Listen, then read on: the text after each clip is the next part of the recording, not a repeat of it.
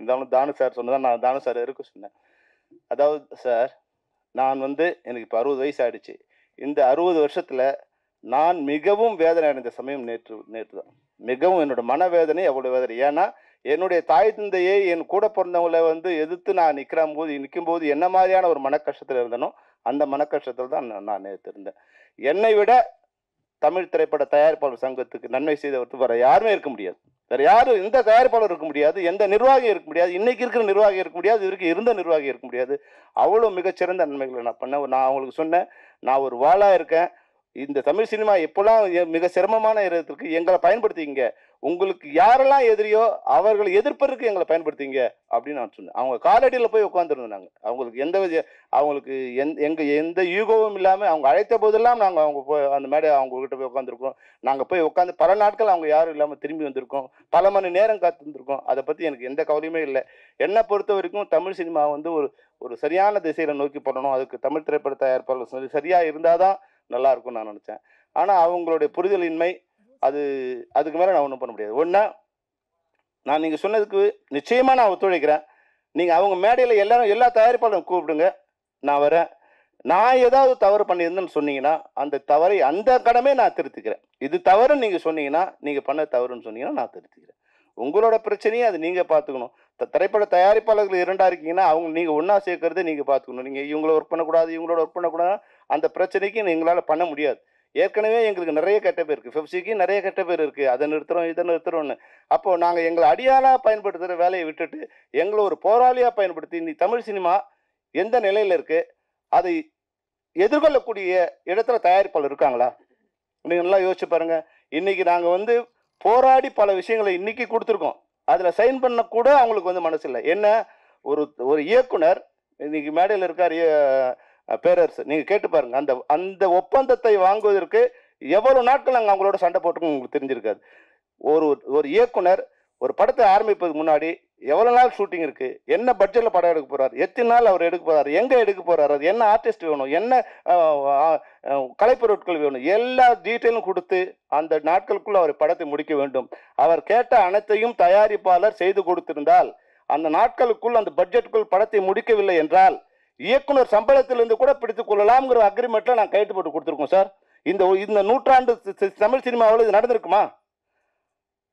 இதே மாதிரி அனைத்து தொழில்நுட்ப கலைஞர்களுக்கும், ஒளிப்பதிவாளர்களுக்கும், ஆர்ட் டைரக்டர்ஸுக்கும், மியூசிக் டைரக்டர்ஸுக்கும், எழுத்தாளர்களுக்கும் எல்லாருக்கும் இது போல அந்த தமிழ் சினிமா ஒரு சரியான பாதையில் திட்டமிட்டு பட்ஜெட்டோட படம் எடுக்கணும் அப்படிங்கிறது நாங்கள் அவ்வளோ கஷ்டப்பட்டு எல்லாரும் கன்வின்ஸ் பண்ணி இன்னைக்கு கொண்டு வந்திருக்கோம். அதில் கையெழுத்து போடல இது வரைக்கும். இது உங்களால் பண்ணவே முடியாது. 100 வருஷம் நீங்கள் போராடினாலும் பண்ண முடியாது. இப்போ அதை கண்ணு கொடுத்தா நீங்கள் நடப்பு தயாரிப்பரோட சண்டை போடு, அவங்க கூட ஒர்க் பண்ணாத, இவங்க கூட இன்னைக்கு அவங்களாம் நம்ம எதிரி. இன்னைக்கு தமிழ் சினிமாவில் தமிழ் சினம் எடுக்க முடியாத ஒரு சூழ்நிலை இருக்குது. நாங்கள் எங்களோட சம்பளம் சார், உங்கள் மேடையில் நான் சொல்கிறேன், உங்களுக்கு தெரியாது இல்லை, பெரிய படம்னா எங்கள் சம்பளம் 3% தான் சார். தமிழ் சினிமாவில் நீங்கள் கொடுக்குற சம்பளம் 3% தான் எங்கள் சம்பளம். அதாவது நான் சொல்கிறது டைரக்டரோ கேமராமேனோ அது மாதிரி டாப் லெவலில் இருக்கவங்க நான் சொல்லலை. மீதி பேர் இந்த டெய்லி வேஜஸில் ஒர்க் பண்ணுறவங்களுக்கு நீங்கள் பெரிய பட்ஜெட்னா இப்போ 100 கோடினா எங்கள் சம்பளம் 3 கோடி தான். ஆனால் சின்ன படங்களை வரும்போது 20%லேருந்து 30% வரைக்கும் வருது. இப்போ 1 கோடியில் பண்ணுறாங்கன்னா எங்களோட சம்பளம் 30 லட்சம் வரும். ஆனால் பெரிய படங்களுக்கு 3% தான். இப்போ இந்த 10% 20% நான் ஃப்ரீயாக பண்ணால் உங்களுக்கு லாபம் வந்துடுமா? இப்போ நீங்கள் படம் பண்ணுறீங்க, உங்களுக்கு தெரியும் இங்கே இருக்குது உங்களுக்கு. நீங்கள் உங்கள் பட்ஜெட் 3 கோடினா எங்கள் சம்பளம் அதிகபட்சம் 50 லட்சம் ரூபா. இப்போ வெறும் 50 லட்சம் தான் உங்களுக்கு நஷ்டமா? 3 கோடியில் நீங்கள் படம் பண்ணீங்கன்னா 4 கோடி நஷ்டம் இன்னைக்கு. அதுதான் இன்னைக்கு தமிழ் சினிமாவோட நிலைமை. எல்லாம் இந்த படத்தை ஃப்ரீயாக அவங்கவுங்க வாங்கிக்கிறது தான் இருக்காங்க தவிர ஒருத்தரும் விலை கொடுத்து வாங்க தயாரில்லை. ஃப்ரீ டிஸ்ட்ரிபியூஷன், பணமே இல்லாமல் தேட்டரில் கொடுக்கணும், அட்வான்ஸ் கூட கிடையாது. அப்புறம் ஓடிடியில் எந்த விதமான ஷேரிங் இல்லை, வந்தால் ஷேரிங்கு, பணமே இல்லாமல் எல்லாரும் ஓடிடி அவன் லைப்ரரியில் நம்ம படங்கள் போய் உட்காந்துருக்கு. இதெல்லாம் போராடுறதுக்கு உண்டான இது சக்தி எல்லாரும் ஒருங்கிணைந்து தான் பண்ண முடியும். இதையெல்லாம் இல்லாமல் விட்டுட்டு என்னோட சண்டை போடுறதுல என்ன நியாயம் இருக்குது? என்னோடங்கிறது பெப்சியோட சண்டை போடுறதுல எந்த நியாயம் இல்லை. எங்களால் முடிந்த அனைத்து உதவிகளையும் அனைத்து விஷயங்களையும் அவங்க கேட்காமலே நான் பண்ணி கொடுத்துருந்துருக்கேன். இப்போவும் நான் பண்ணுறதா, எனக்கு அவங்களோட எந்த விதமான ஈகோவும் இல்லை. எனக்கு தமிழ் சினிமா நல்லா இருக்கும். இன்றைக்கும் நான் கவுன்சிலான மெம்பர், சேம்பரில் நான் மெம்பர் இல்லை சார். சேம்பருக்கும் கவுன்சிலுக்கும் சண்டை வந்ததுனால நான் சேம்பர்லேருந்து ரிசைன் பண்ணிட்டு வந்துட்டேன் சார். நான் சேம்பரில் மெம்பர் இல்லை. நான் இன்றைக்கும் நடப்பு தயாரிப்பு சங்கத்தில் மெம்பர் இல்லை, ஒன்லி கவுன்சிலில் தான் மெம்பர் நான். ஏன்னா இது வந்து என் மேலே குற்றச்சாட்டு. அவங்க நிர்வாகிகளுக்குள்ள வந்து ஒரு புரிதல் இல்லாமல் இருக்கு. நீங்கள் உங்களை மாதிரி சீனியர்ஸ் அங்கே வர்றதில்ல. அதுதான் இப்போ பிரச்சனை. அங்கே அவங்க வந்து சின்ன சின்ன பிரச்சனை அவங்களுக்கு நிர்வாகிகள் இருக்கு, மேடம் இருக்காங்க, அவங்களுக்கு கூட என் மேலே ஒரு கோபம் இருக்கும். அவங்களுக்கு தெரியாது பாவம். இவங்களுக்கு தெரியாத விஷயங்கள் அங்கே நடந்துகிட்டு இருக்கு. இதை சரி பண்ணி உங்களை மாதிரி இருக்க சீனியர்ஸ் நீங்கள் வந்து உட்காருங்க. இல்லை நான் பேசுறது தவறாக இருந்தால் மேடத்தை கூட சொல்கிறேன், உங்கள் இசியில் கூப்பிடுங்க, இல்லை ஜென்ரல் போர்டில் கூப்பிடுங்க. நாங்கள் என்ன தவறு செய்தோம்? ஒரே விஷயம் இப்போ எங்களால் பண்ண முடியாது என்னன்னா, பெப்சியாக இருக்கும்போது ஒரு குறிப்பிட்ட பிரிவுக்கு நீங்கள் ஒர்க் பண்ணாதீங்கன்னு சொல்லும்போது எங்களால் பண்ண முடியல.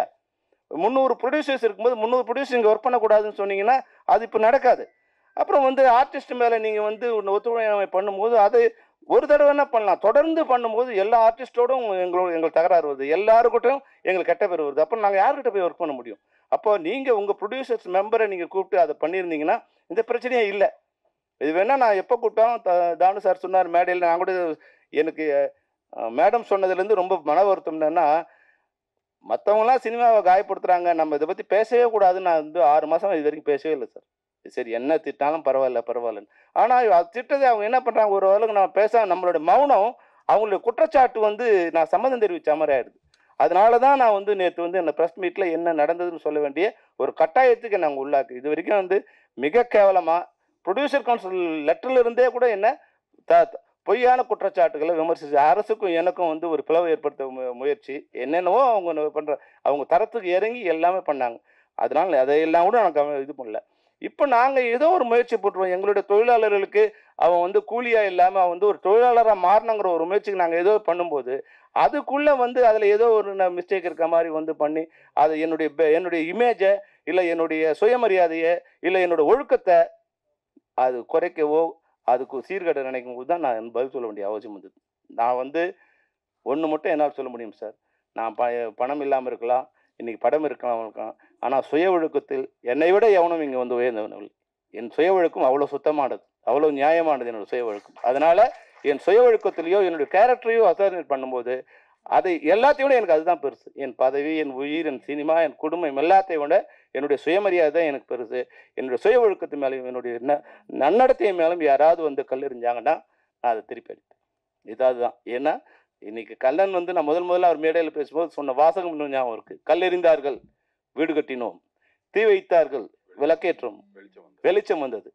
அதுதான் எங்களோட இது வரைக்கும் நாங்கள் கவுன்சிலுக்கு அகைன்ஸ்டாக பண்ணதே இல்லை. இனிமேலும் பண்ண மாட்டோம். அவங்க எங்களை அழிக்க நினைக்காம இருந்தா நாங்கள் ஒரு சக்தி, நாங்கள் ஒரு வால்.